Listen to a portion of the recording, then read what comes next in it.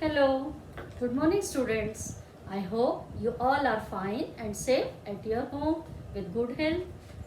I also hope you all students are well prepared for our today's class. So, today is Friday, our science class. So, let's continue our lesson gravitation. Today we are going to learn the sixth part of this lesson, gravitational potential energy. So, before moving further, I have also told you students earlier, this is a very good facility for you that whenever you get the time, your parents are in job, so when they are coming, you open the video according to your comfort, see the videos carefully, open the textbooks, read the related concept of the lessons and try to understand it, write it down in your notebooks. So in our WhatsApp group you are sending the messages that we are doing, so we are happy that you are doing something. So students, let's move further, and before starting, we want to recall what you have learned in the earlier classes from the lower classes. So let's begin with the simple activity, students. So see here students, this instrument I have shown you in the earlier video. You have to focus on the spring, not only the spring balance, only on the spring. See what I done, stretched. This spring is in which position? Stretched. After releasing, what happens? See once more. Is that clear? Second activity of arrow and the bow. See what I am doing.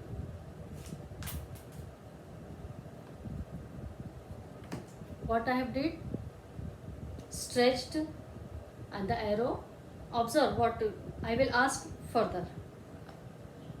Third activity, this rubber band is stretched position. After releasing, what happens? See once more. Is that clear, students? So in all of these activities, you write it down your observations in your notebook. After that, you again see the video. So students, in all these activities, what is happened? The object come to its original position. In the spring also, it comes to its original position. This arrow and the bow comes to its original position and the arrow goes forward. Likewise, rubber band, again it comes to its original position. So students, you all are well familiar with these activities. So I want to start our class with some fun activities. So here students, in all these activities, displacement happens. Means object moves from one place to another place. It changes its position.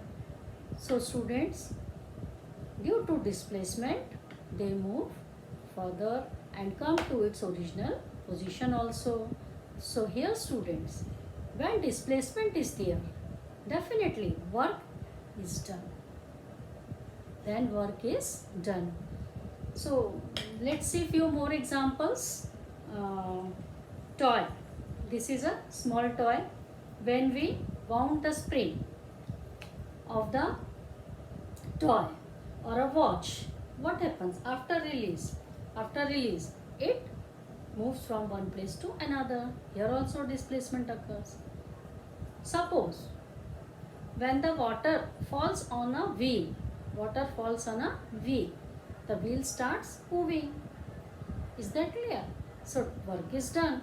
So students, let's summarize. In all these activities, work is done. So here two questions are for you. Write it down, students. If the objects are not brought in these positions, what will happen? What will happen? Second question, from where this energy comes from. In these activities, we have done one by one. So observe, you can also do at your home. It's very simple. So from where they get the necessary energy to cause the motion of the objects. So here are two questions for you. You have to solve in your notebooks. So students, the energy which is stored in an object due to rest or its position, this is called potential energy. Which energy, students? Potential energy. Once more, the energy which is stored in an object due to a specific state or position of that object is called potential energy. So students, this we have learned in the earlier classes also, and in the 9th class also the potential energy derivation also is there. So presently you are having the 9th class books, so please take out your lesson number 2, work and energy. There you got it. So let's see equation. To carry an object of mass m, to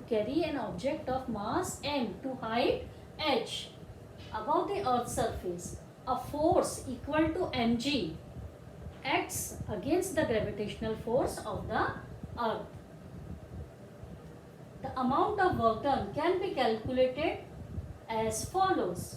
Work is equal to force multiplied by displacement. Work is denoted by W, force by F, and displacement force and displacement. So here force is mg and displacement is the height. So in all, W is equal to mgh. So the total work done is mgh. So the amount of potential energy stored in the object because of its displacement. So this work done is equal to potential energy. You have learned in the 9th class. What is energy? Capacity of doing work. So potential energy is equal to mgh. This is our formula. So students, displacement to height h causes the energy equal to be stored in the object. So this is all about the previous knowledge before coming to our topic, gravitational potential energy. So I hope students, you all understood what is potential energy. Once again I am repeating, the energy which is stored in an object due to its position or rest is called potential energy. Position.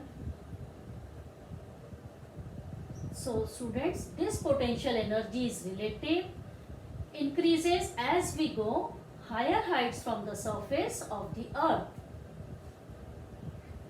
Is that clear? Assume that the potential energy of object mass m to height h from the ground is mgh and on the ground it is 0.